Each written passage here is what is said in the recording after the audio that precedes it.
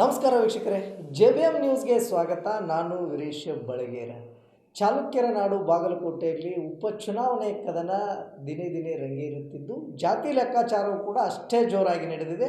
ಇಂದು ಬಾಗಲಕೋಟೆಯ ನವನಗರದ SS ಮಳ್ಳಿಕೇರಿ ಸಭಾಭವನದಲ್ಲಿ ರೆಡ್ಡಿ ಸಮಾಜದ ಸಚಿವರು, ಶಾಸಕರುಗಳೆಲ್ಲ ಸೇರಿ ರೆಡ್ಡಿ ಸಮಾಜದ ಮತಬೇಟೆಯನ್ನು ಆಡಿದರು. ಈ ಸಂದರ್ಭದಲ್ಲಿ ಸಚಿವ HK ಪಾಟೀಲ್ ಮಾತನಾಡಿ, ರೆಡ್ಡಿ ಸಮಾಜಕ್ಕೆ ನಮ್ಮ ಕಾಂಗ್ರೆಸ್ ಸರ್ಕಾರ ಮೊದಲಿನಿಂದಲೂ ಪ್ರಾತಿನಿಧ್ಯ ನೀಡುತ್ತಲೇ ಬಂದಿದೆ ಎಂದು ಪ್ರತಿಕ್ರಿಯಿಸಿದರು. ಈ ಕುರಿತು ಒಂದು ವರದಿದೆ, ಬನ್ನಿ ವೀಕ್ಷಿಸೋಣ.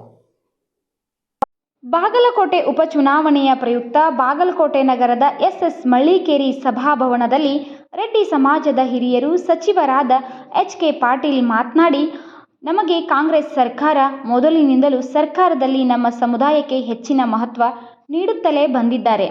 ಇದಕ್ಕೆ ನಮ್ಮ ಸಮುದಾಯದ ಎಲ್ಲ ಶಾಸಕರುಗಳು ಸರ್ಕಾರದ ಬಳಿ ಏನೇ ಕೇಳಿದಾಗ, ಶಾಸಕರುಗಳಾಗಲಿ ಮುಖ್ಯಮಂತ್ರಿಗಳ ಬಳಿ ಹೋದಾಗಲಿ ಸಕಾರಾತ್ಮಕವಾಗಿ ಸ್ಪಂದಿಸಿ ಸಮಾಜದ ಏಳಿಗೆಗೆ ಸಾಕಷ್ಟು ಅನುಕೂಲ ಮಾಡಿಕೊಟ್ಟಿದ್ದಾರೆ ಎಂದು ಪ್ರತಿಕ್ರಿಯೆ ನೀಡಿದರು.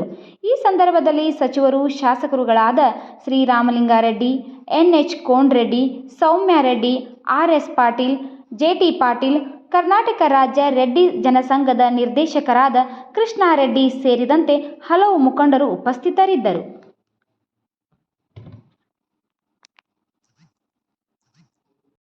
ಸೌಮ್ಯ ರೆಡ್ಡಿ ಅವರೇ, ದಯಾನಂದ್ ಪಾಟೀಲ್ರೆ,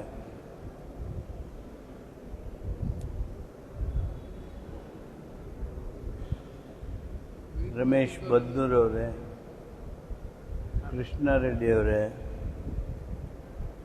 ಕೃಷ್ಣಗೌಡ್ರೆ,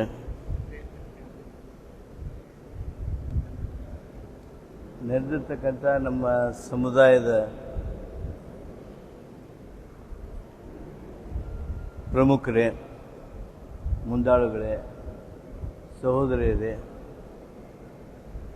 ಸಮಾಜದ ಅಭಿಮಾನಿಗಳೇ, ಈಗಾಗಲೇ JT ಪಾಟೀಲರು, SR ಪಾಟೀಲರು, ಅಜಯ್ ಸರ್ನಾಯ್ಕರು ನಿಮ್ಮವರಾಗಿ, ನಿಮ್ಮ ಪರವಾಗಿ ಅವರ ಮನದಾಳದ ವಿನಂತಿಯನ್ನು ಮಾಡಿಕೊಂಡಿದ್ದಾರೆ. ರಾಮಲಿಂಗಾರೆಡ್ಡಿಯವರು ನಮ್ಮ ಪಕ್ಷ ನಮ್ಮ ಸಮುದಾಯಕ್ಕೆ ಏನು ಗೌರವಿಸಿದೆ, ಹೇಗೆ ಗೌರವಿಸಿದೆ ಅನ್ನೋದನ್ನು ಹೇಳಿದ್ದಾರೆ. ಕೋನರೆಡ್ಡಿಯವರು ಯಾರು ಅಪಪ್ರಚಾರ ಮಾಡ್ತಾರ ಅದನ್ನು ಗಮನದಾಗಿಟ್ಕೊಂಡು ನಾವೆಲ್ಲರೂ ಹೆಂಗೆ ಒಕ್ಕಟ್ಟಾಗಬೇಕು ಅನ್ನೋದ್ರ ಬಗ್ಗೆ ಹೇಳಿದ್ದಾರೆ. ಆತ್ಮೀಯರೇ, ಇದೊಂದು ಅತ್ಯಂತ ಮಹತ್ವದ ಸಭೆ.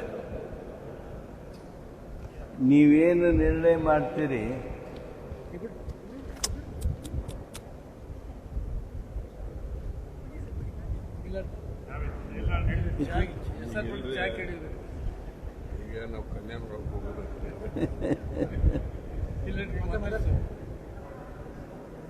ಅದು ಏನಾಗೈತೆ ಅಂತ ನೋಡತ್ತಾರ ಅವರೆಲ್ಲರೂ.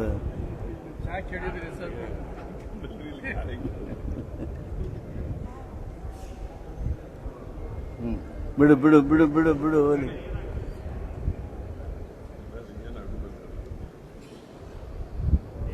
ಅಂಗಿ ಮೇಲೆ ಅದು ಚಾ ಬಿತ್ತು ಅಂದ್ರೆ ಶುಭದ ಚಿಹ್ನೆ ಅದು.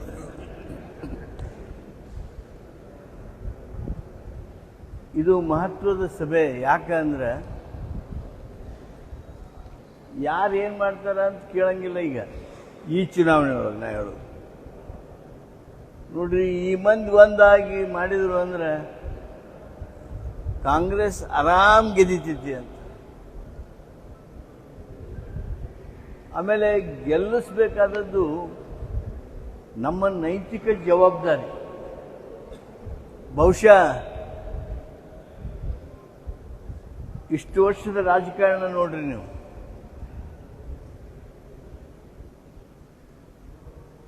SP ಪಾಟೀಲ್ರಿದ್ದಾಗ ನೋಡ್ರಿ, ST ಪಾಟೀಲ್ರಿದ್ದಾಗ ನೋಡ್ರಿ, ಅಜಯ್ ಸರ್ನಾಯ್ಕರ ಮಂತ್ರಿ ಇದ್ದಾಗ ನೋಡ್ರಿ, RM ಪಾಟೀಲ್ರ ಮಂತ್ರಿ ಇದ್ದಾಗ ನೋಡ್ರಿ, RS ಪಾಟೀಲ್ರ ಮಂತ್ರಿ ಇದ್ದಾಗ ನೋಡ್ರಿ, KH ಪಾಟೀಲ್ರು ಮಂತ್ರಿಗಳಾದಾಗ ನೋಡ್ರಿ, ನಮ್ಮ ಸರ್ಕಾರಗಳಲ್ಲಿ ನಮ್ಮ ಸಮುದಾಯಕ್ಕೆ ಏನು ಮಹತ್ವ ಗೌರವ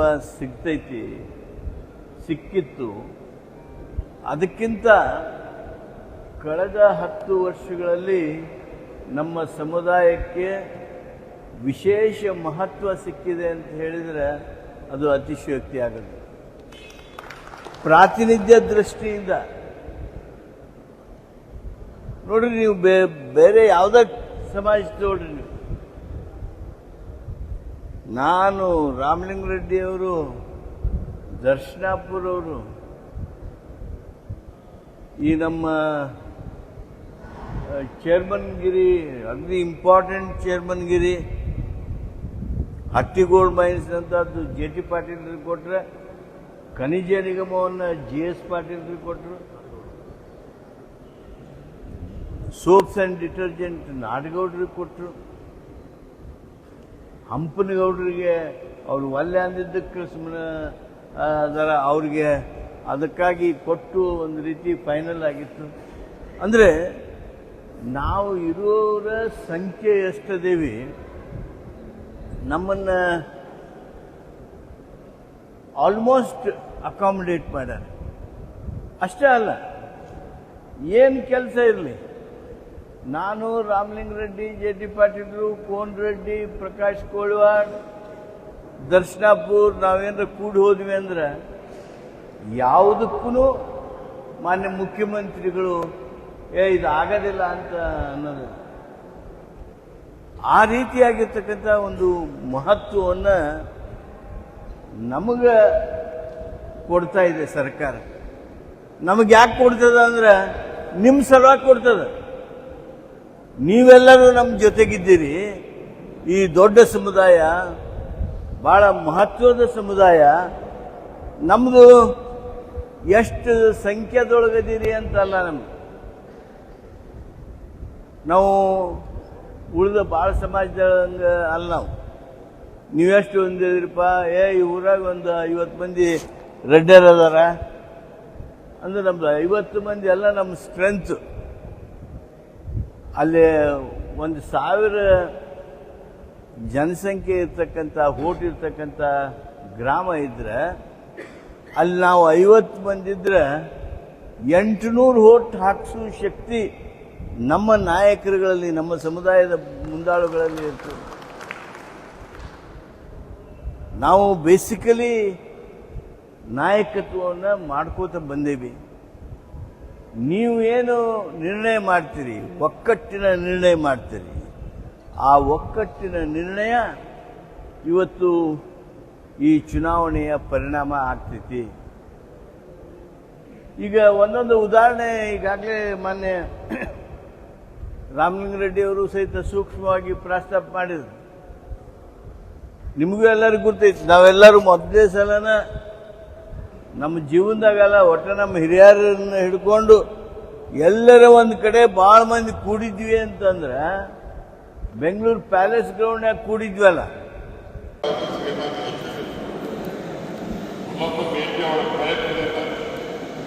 ಮೆಡಿಕಲ್ ಕಾಲೇಜ್ ಮೆಡಿಕಲ್ ಕಾಲೇಜ್ ಬಗ್ಗೆ ನಾನು ಹೆಚ್ಚಿಗೆ ಮಾಡಿದ ಜಿಲ್ಲಾದಾಗ ಎಷ್ಟು ಬಡವರಿಗೆ ಉಪಯೋಗ ಆಗುತ್ತೆ. ಇಡೀ ಜಿಲ್ಲೆ, ಅದರಲ್ಲಿ ವಿಶೇಷವಾಗಿ ಸಿಟಿಯಲ್ಲಿರ್ತಕ್ಕಂಥ ಎಲ್ಲ ಬಡವರು ಎಲ್ಲ free, MRI free, CT scan free, ಎಲ್ಲ ಫ್ರೀ,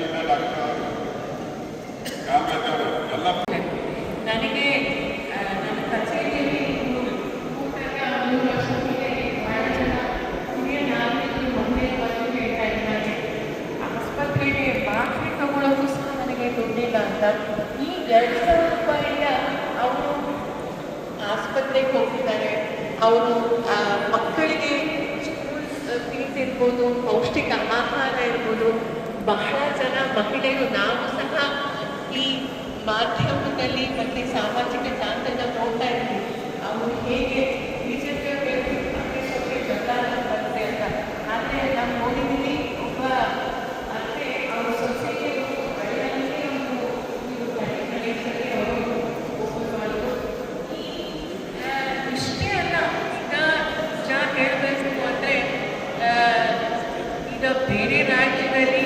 ನಮ್ಮನ್ನು